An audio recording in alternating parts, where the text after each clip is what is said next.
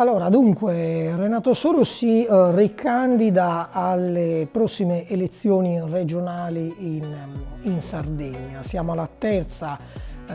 candidatura, dopo quella vincente del 2004, quella perdente del 2009 e poi quest'ultima. In mezzo abbiamo una partecipazione attiva alla fondazione del Partito Democratico, abbiamo le elezioni europee del 2014, elezioni vincenti che porta Renato Soru in Europa. Nel 2004, nella prima legislatura governata da Renato Soru, abbiamo avuto i sardi hanno conosciuto il famoso piano paesaggistico regionale che prevedeva una disciplina una maggiore regolamentazione della espansione urbanistica e edilizia nelle zone di pregio della Sardegna, con l'obiettivo di contenere la speculazione edilizia e la distruzione delle zone di pregio e dell'ambiente in Sardegna. Però poi nel 2009, dopo aver essersi dimesso quando si è dimesso nel 2008 quando c'è stata la mancata integrale approvazione del piano della legge urbanistica. Nel 2009 si ricandida contro Ugo Capellacci e perde. Ugo Capellacci era il candidato del centrodestra, che allora era personaggio politico pubblicamente poco conosciuto, ma che grazie alla grande spinta mediatica di Silvio Berlusconi e alla volontà di una parte dell'elettorato sardo di non rinnovare l'incarico a Renato Soru, ha votato per Ugo Capellacci. Cosa dobbiamo dire di questa carriera politica che adesso ho sintetizzato in pochi punti, almeno per quanto riguarda le posizioni di vertice raggiunte da Soru? Cosa possiamo dire? Che adesso parliamo nella prossima elezione regionale, parliamo della cosiddetta rivoluzione gentile di Renato Soru, così ha denominato la sua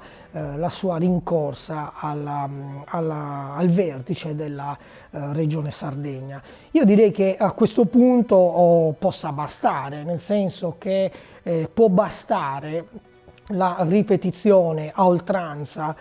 di incarichi politici di vertice, con la ripetizione costante delle stesse facce che come dire, escono dalla porta e rientrano dalla finestra. Ritengo che Renato Soru sia stata una bella novità nel 2004. Io ho votato personalmente Renato Soru sia alla prima nel 2004 che nel 2009, alla seconda candidatura, però basta. Credo che ci sia bisogno di un rinnovamento della classe dirigente politica, sia a livello regionale che provinciale che comunale in generale in Sardegna e in Italia. Io credo che basti col carrierismo politico a oltranza, a prescindere dal colore politico che andiamo a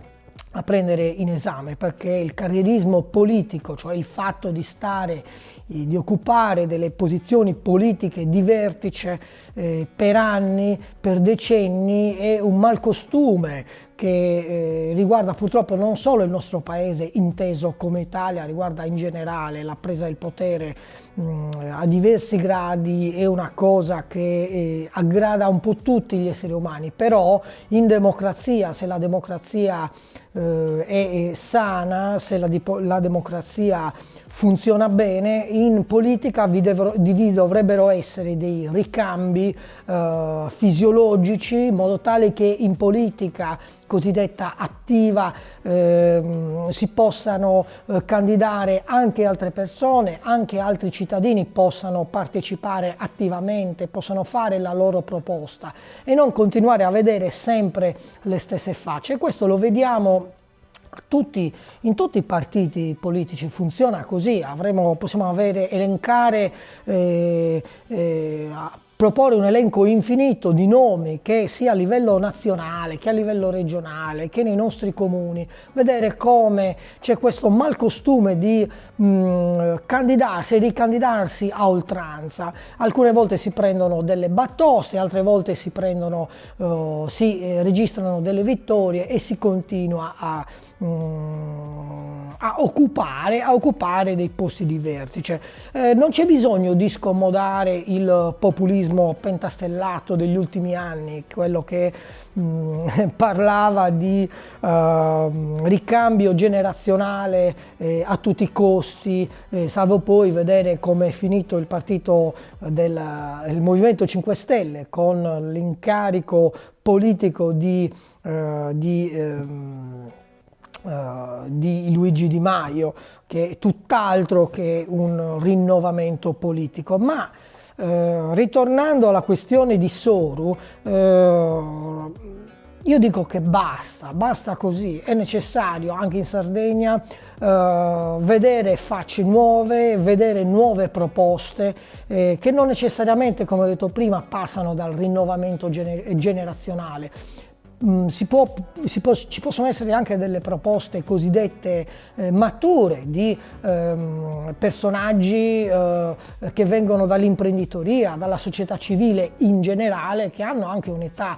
avanzata, magari attingendo alla loro esperienza nel loro campo professionale potrebbero fare una loro proposta. È così che funziona, secondo me, in una democrazia sana, mentre invece in una democrazia malata continuiamo a vedere a oltranza le stesse candidature, le stesse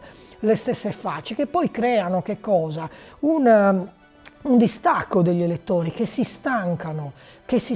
si nauseano a vedere sempre le stesse facce. L'iniziativa politica di Soru nel 2004 è stata un'iniziativa, secondo il mio modesto punto di vista, molto interessante. Io ho approvato il rigore con cui è stato proposto il piano paesaggistico regionale, ma al contempo ho ritenuto che fosse stato molto severo e non abbia tenuto conto del fatto che un'economia che allora, come adesso purtroppo, è fondata molto sugli investimenti in campo immobiliare e nell'edilizia in generale,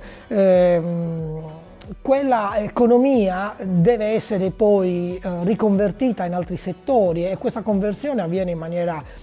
lenta e progressiva, magari anche accompagnata a un cambiamento culturale della società civile che si sensibilizza alla problematica dell'aggressione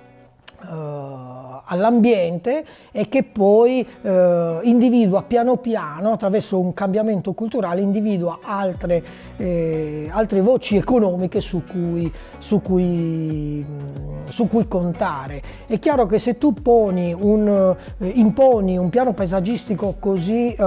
severo, di colpo, senza che vi sia stata una metabolizzazione, è chiaro che vieni attaccato da chi si sente toccato nelle tasche da questa iniziativa che è troppo severa. E poi cosa abbiamo? Che come effetto schizofrenico abbiamo che dopo Soru abbiamo avuto un ritorno delle speculazioni edilizie in Sardegna a tutti i livelli, perché il consumo del suolo in Sardegna purtroppo non è stato fermato dal piano paesaggistico regionale, e le brutture che noi vediamo sia sulla costa che nell'entroterra, in generale in Sardegna, sono delle brutture che bisogna fermare senz'altro, e bisogna fermare anche con dei provvedimenti legislativi incisivi e rigorosi, ma vi deve essere accanto a questo anche un cambiamento culturale. Il cambiamento culturale della società civile avviene lentamente, e questo secondo me non è stato compreso da Renato Soru, sia nel 2004, nel 2009 poi è stato bastonato, è stato punito per questo rigorismo, per questa severità. È chiaro anche che poi con questa severità non puoi neanche ambire a delle posizioni di vertice nel Partito Democratico, quando il Partito Democratico ha scoperto una vena ecologista solo da qualche anno a questa parte. Ora però è necessario, secondo me, che in Sardegna vi siano delle nuove candidature, che vi siano dei nuovi partiti, dei nuovi movimenti politici che siano moderni, che siano in grado di catturare e di affrontare le problematiche odierne della Sardegna del 2023, 24, 25, 26 e non riproporre nuovamente una vecchia faccia che potrebbe ugualmente, se ha una passione politica il signor Soru, potrebbe comunque utilizzarla per formare dei giovani, per formare nuovi candidati, dare suggerimenti. Si può fare la politica anche in questo modo, non necessariamente nuovamente ricandidarsi per andare nuovamente a rioccupare tentare di rioccupare la stessa poltrona e poi rischiare di rifare lo stesso errore, che potrebbe nuovamente riportare la Sardegna a una nuova reazione schizofrenica che potrebbe portare nuovamente la Sardegna a subire nuove aggressioni da parte della speculazione edilizia.